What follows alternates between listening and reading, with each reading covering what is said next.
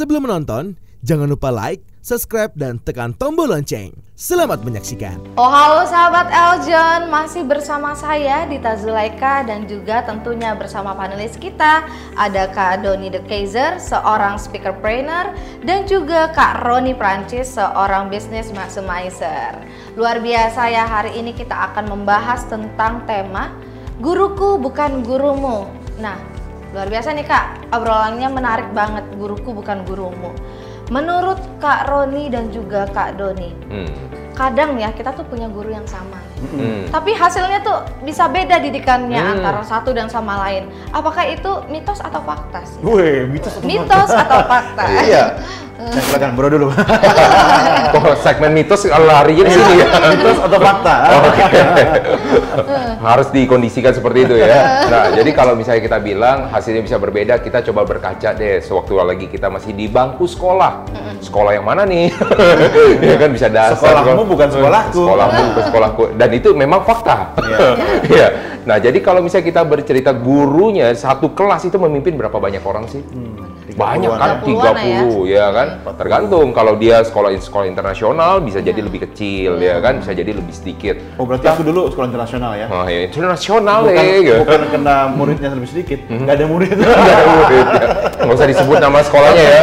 Sampai akhirnya tutup kan? Iya.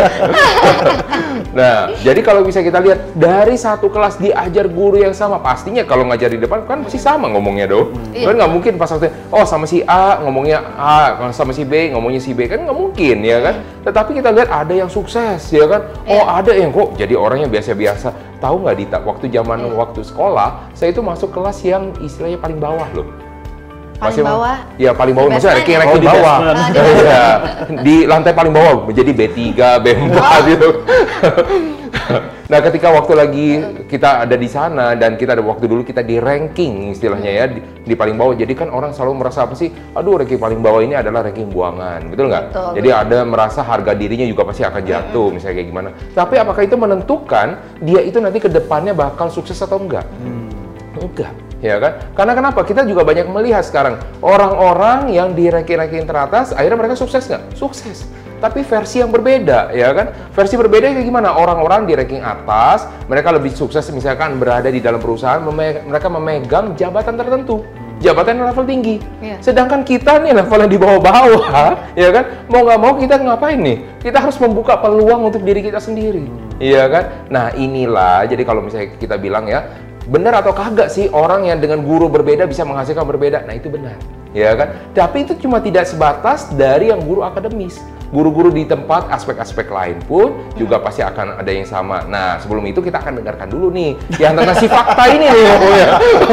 Ya faktanya memang begitu Dit. Contoh sederhana pabrik. Ya pabrik apa ya, baju misalnya konveksi ya, memiliki sumber bahan baku yang sama. Kemudian memiliki SOP, Standard Operational Procedure, gitu kan? Memiliki mesin yang diperiksa secara berkala, memiliki tata tertib, aturan proses. Kemudian dari bahan baku, gelondongan kain misalnya masuk mesin, kemudian diolah dan seterusnya, keluar jadi pakaian, jadi baju yang kita pakai ini, emang semua sama lolos ini QC. Enggak kan? Ada pasti yang reject kan? Ada yang mungkin kena kancingnya kurang lah, ya kan? Ada warnanya yang mungkin tidak sesuai dengan standar. Pabriknya sama, bahan bakunya sama, prosesnya sama, orang yang menangani sama, tapi kenapa outputnya bisa berbeda? Artinya itu bisa terjadi dalam kehidupan kita. Kita menghadapi situasi nih, ya, situasinya sama, tapi respon tiap orang berbeda. Betul. Ya kan? Sama-sama lapar. Saya sama Roni misalnya, sama-sama lapar. Loh, kalau dia mungkin masih bisa tenang gitu kan. Kalau saya bisa, waduh, saya bisa naik darah saya. Kalau lapar bisa gelisah. Karena punya mah kali ya. Jadi ya, artinya sikap atau reaksi setiap orang terhadap segala sesuatu itu kan tidak bisa sama. Betul. Makanya aku paling nggak setuju kalau gini, Dit. Apa-apa itu harus diseragamkan. Betul. Ya kan? Nggak bisa. Karena kapasitas manusia pun berbeda-beda. Ya. Kalau baju boleh seragam sebagai identitas, tapi kalau cara belajar orang, ya kan, hasilnya nanti seperti apa ya berbeda-beda. Karena kalau ikan dinilai dari standar dia terbang ya nggak bakalan bisa, ya kan. Burung juga kalau standarnya dia harus bisa istilahnya menyelam di air ya nggak bakalan bisa gitu kan. Betul sekali. Karena kebanyakan nih sahabat Aljon di rumah aja, kalau ada anaknya yang nilainya di MTK-nya kecil, itu langsung diomelin. Padahal dinilai olahraga atau di seninya itu bagus. Iya. Saya beruntung loh, bro. Orang tua saya dulu nggak kayak gitu ya. Istilahnya mau berapapun nilai saya, selama saya mengikuti proses belajar, karena itu proses, ya tidak harus dia ranking 1.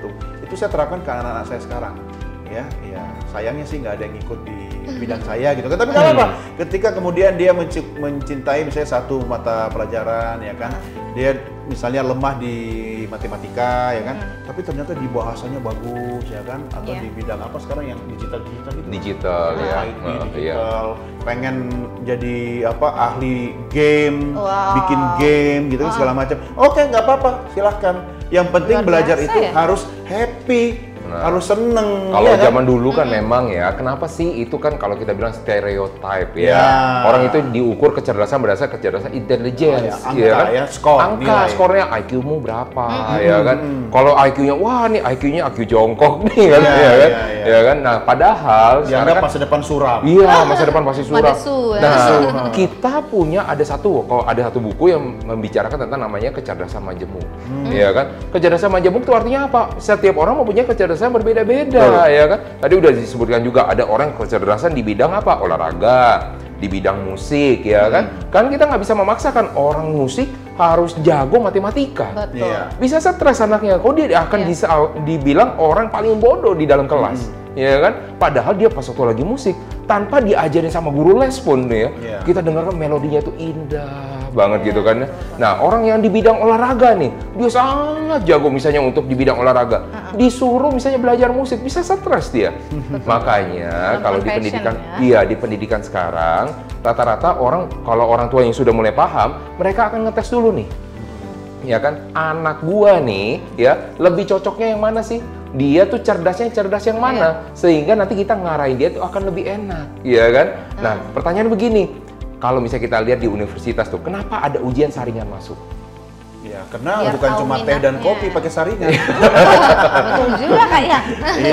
Minat bakat. Iya, minat bakat. Dan kalau pas waktu lagi nih, orang yang misalnya dengan kecerdasan tertentu, misalnya kita pengen jadi sekolah unggulan, ya kan?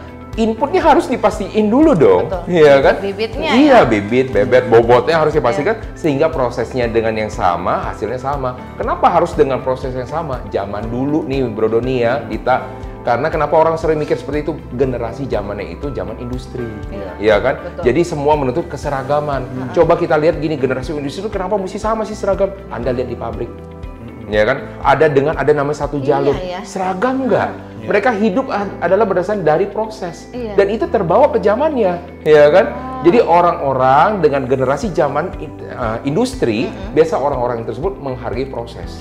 Nah, kalau generasi milenial, coba bayangin, instan, ya kan? Apa-apa instan ya sekarang. Iya, mie, bubur, semua juga udah instan semua. Pacar juga ya? Pacar tinggal download ya. Sewa. Siapa nih? Nah, jadi untuk orang-orang zaman sekarang ya, kita tidak bisa mengasumsikan harus sama dengan yang orang-orang zaman dulu, ya kan? Beda zaman, beda orang, beda gaya, beda cara. Jadi nggak ada ceritanya guru zaman dulu bisa dipakai sampai dengan zaman sekarang. Bisa, Bro. Selama guru itu bertransformasi dan terus berubah. Harus ada adaptasinya. Adaptasi. Kan? Dan setiap harus ada adaptasinya juga, Kak ya. Setiap orang tuh harus ada kenyamanan dulu. Iya, kayak kita ngajar ya. Gue ingat dulu zaman kuliah, Dit ya. Zaman gue ya. Dosen itu masuk kelas itu kita nggak pernah lihat wajahnya. Kenapa? Dia sibuk di papan tulis. Iya, ngadep belakang dulu ya. Saya cuma bisa hafal rambut bagian belakangnya gitu kan. Jadi beda interaksi. Kalau zaman sekarang ya kan, kita kan mengenal orang itu, cara mengajarnya. Kadang kita nggak lihat slide atau bahan tulisannya, tapi cara dia menyampaikan sesuatu itu kan ya. Beda cara lah. Beda cara setiap guru ya. Luar biasa sahabat Aljon yang ada di rumah. Kak, kita akan lihat nih ada beberapa VT dari pemirsa yang ada di rumah tentang tema kita Guruku Bukan Gurumu.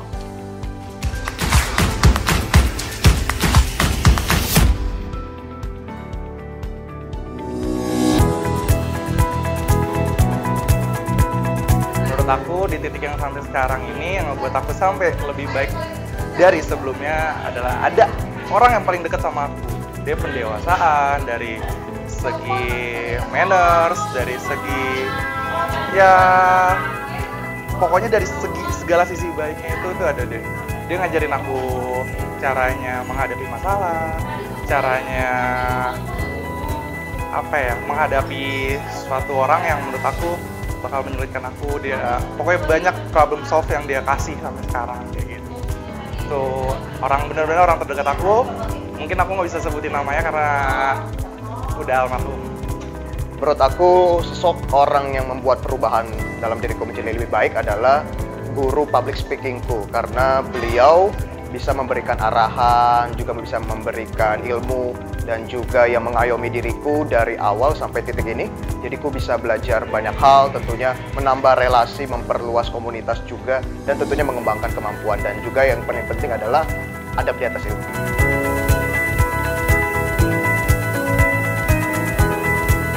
Oh, tentu sangat-sangat bisa sekali karena aku SMA sering masuk guru BK. Sering banget masuk guru BK. Guru bijaksana menurut aku itu guru BK. Karena tanpa ada yang mereka, murid-murid bermasalah itu nggak akan pernah baik. Sampai sekarang guru BK berperan banget dalam mendidik anak muridnya. Menurut aku guru yang dianggap semua orang bijaksana itu belum tentu bisa mengubah hidup seseorang, karena keputusan terakhir tentu masih berada di tangan orang tersebut.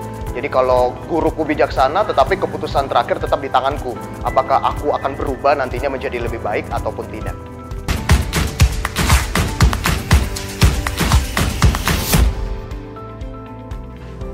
Nah, sahabat Eljon, berikut beberapa pendapat dari pemirsa sahabat Eljon yang ada di rumah tentang guruku bukan gurumu ya. Banyak sosok yang bisa mengubah mereka menjadi sosok yang bijaksana dan juga menginspirasi.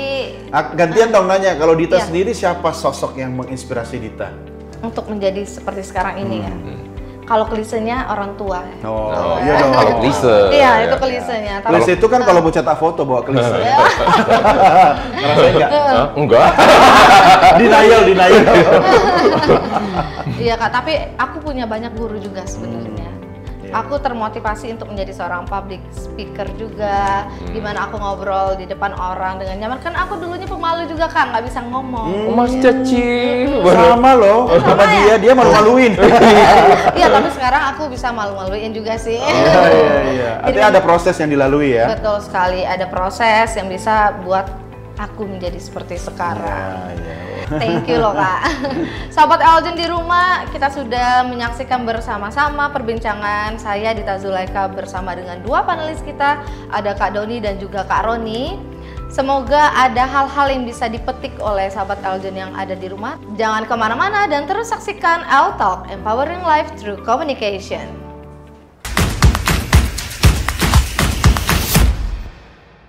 Hai Sobat Eljon, gimana? Udah nonton videonya kan? Nah, jangan lupa di like, subscribe, dan juga di share ya videonya. Terima kasih.